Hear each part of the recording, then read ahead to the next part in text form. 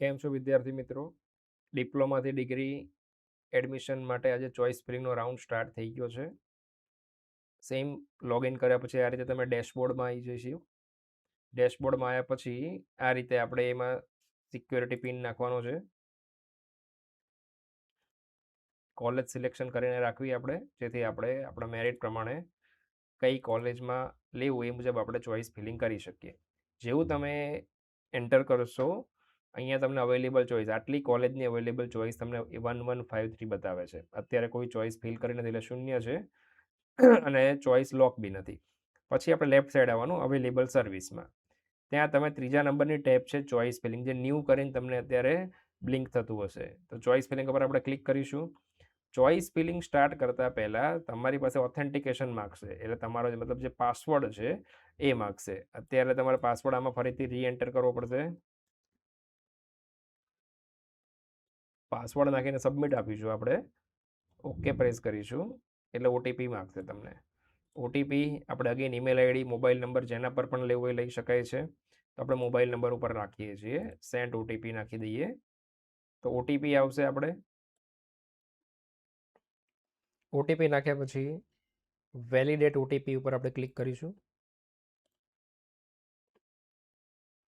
એટલે આ રીતે એક ડેશબોર્ડ તમારે ખુલશે. હવે પાસવર્ડ નાખ્યા પછી આ રીતનું તમારે એક ડેશબોર્ડ ખુલશે. ડેશબોર્ડમાં લેફ્ટ સાઈડ તમને બધી કોલેજો બ્રાન્ચ સહિત દેખાડશે, જેટલી પણ કોલેજ છે એટલી બધી, બરાબર છે.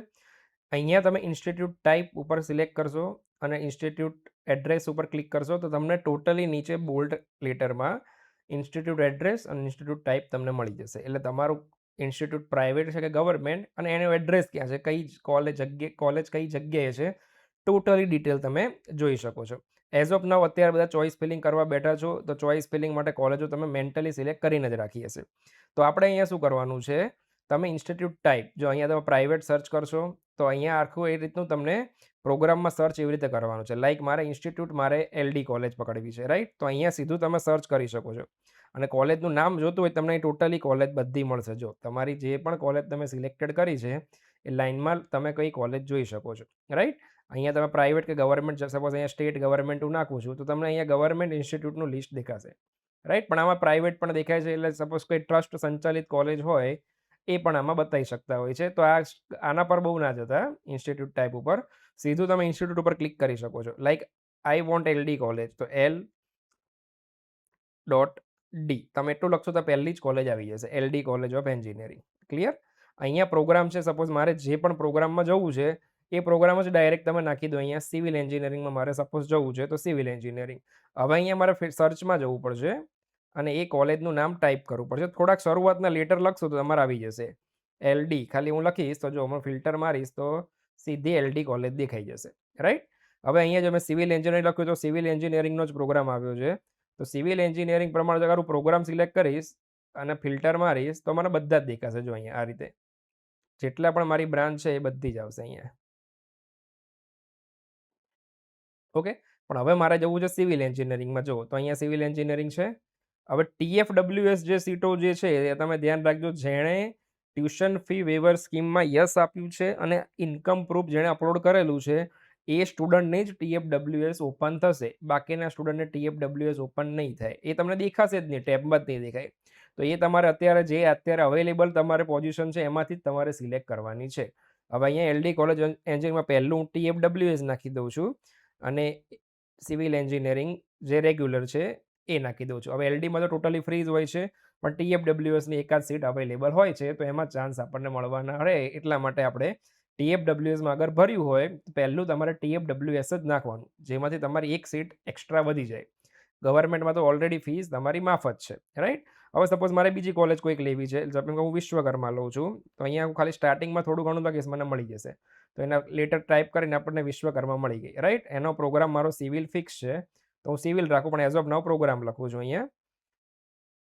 અહીંયા ખાલી હું લખીશ તો અહીંયા મને થોડાક શરૂઆતના લેટર ટાઈપ કરીશ તો ફિલ્ટરમાં મને મળી જશે વિશ્વકર્મા. જોઈ લો અહીંયા, રાઈટ. હવે વિશ્વકર્મા એન્જિનિયરિંગ કોલેજનો જો પ્રોગ્રામ બધા અલગ અલગ આવી ગયા જો અહીંયા છે. અહીંયા તો આ તમે જુઓ કે અહીંયા TFWS દરેક બ્રાન્ચના ના પણ અવેલેબલ હોય. લાઈક જો અહીંયા હું સિવિલ ક્લિક કરું છું અહીંયા, તો આ સિવિલ એન્જિનિયરિંગ જે પણ છે એનો પ્રોગ્રામ જે પણ આવે એમાં TFWS નથી આવતું બિકોઝ ત્યાં અત્યારે TFWની કોઈ સીટ અવેલેબલ નથી.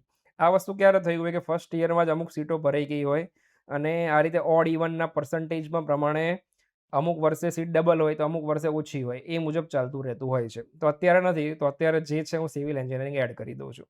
તો LD, વિશ્વકર્મા, આ રીતે કોલેજો વન બાય વન આપણે સિલેક્ટ કરતું જવાનું. તમારે જે પણ સિલેક્ટ કરવી હોય અહીંયા તમારે ટાઈપ કરી દેવાનું.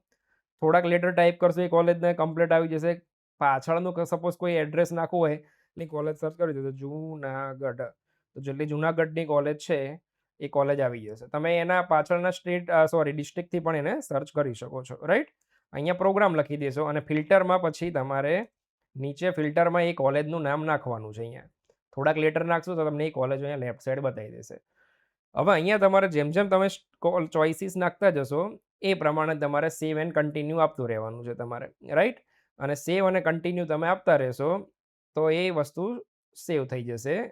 એટલે કોઈ સેશન કદાચ એક્સપાયર થાય, કંઈ પણ થાય, તમારી ચોઇસીસ ઓકે થઈ ગઈ છે, રાઈટ. તો આ રીતે તમારે ચોઇસીસ ફિલઅપ કરતું જવાનું છે. જેટલી પણ વન બાય વન ચોઇસો તમારે લેતું જવાનું, બસ. અને પછી સેવ, અને બધી સેવ થઈ જાય તમારે એટલે save and go to home જવાનું છે, રાઈટ. હવે એના પછી જેવી ચોઇસીસ તમારી થઈ જાય એટલે નીચે આવે ચોઇસ લોકિંગ આવે. તો અહીંયા તમારે ચોઇસ લોક કરવા જવાનું છે. ચોઇસ લોકનો રૂલ્સ એવો હોય છે કે અગર તમે ચોઇસ લોક નહીં કરો તો લાસ્ટ ડે ઉપર ઓટોમેટિક જેટલી પણ તમે ચોઇસ એડ કરી છે એ બધી લોક થઈ જશે. એટલે એની ચિંતા નથી. હવે જો આ રીતનું એક પેજ ખુલશે, જેવું તમે એના ઉપર જશો, I agree to my choices to lock my choices આવશે અને અહીંયા તમારો પાસવર્ડ નાખવાનો છે. જેવો તમે પાસવર્ડ અહીં નાખશો અને યસ લોક કરી દેશો એટલે ઓટોમેટિક તમારી બધી ચોઇસ લોક થઈ જશે. ક્લિયર? એટલે આના ઉપર જવાનું છે. અહીંયા જો તમે એવું પણ કરી શકો, I will lock my choices letter. જો આ રીતે ઓપ્શન આવે તો આ ચોઇસ હું લોક પછી કરીશ. તો આપણે અત્યારે જો ચોઇસ અનલોક જ છે અત્યારે, રાઈટ. તો અત્યારે ઘણા એવા હોય કે ભાઈ મારે લોક નથી કરવી, તમે લોક કરશો પછી અનલોક નહીં કરી શકો. એટલે બહુ શાંતિથી લોક કરવાનું. આપણે થોડાક દિવસો પછી, એક બે દિવસ પછી લોક કરો તો અહીંયા મને ચોઇસ, મેં જેટલી કોલેજની ચોઇસીસ ભરી છે એ મારી પાસે આવી ગઈ છે, રાઈટ. અને પછી મારે ચોઇસ લોક કરવા માટે આઈ agree two lock my choice ઉપર આપણે જતું રહેવાનું, પાસવર્ડ નાખવાનો, યસ લોક, બસ વાર્તા પતી ગઈ. બરાબર. પછી 2 તારીખે આપણે જે 2 જુલાઈએ તમને કઈ કોલેજ અલોકેટ થઈ છે એ તમને ડિસ્પ્લે થઈ જશે તમારા આ જ પોર્ટલની અંદર. ઓકે. તો હોપ સો કે તમને ખ્યાલ આવી ગયો હશે કે ભાઈ કેવી રીતે ચોઇસ ફિલિંગ વર્ક કરે છે. કોલેજ સિલેક્શન માટે બેસ્ટ ઓફ લક અને તમારી કોલેજ, ચાહીતી કોલેજ તમને મળી જાય એવી શુભકામનાઓ સાથે. Thank you very much.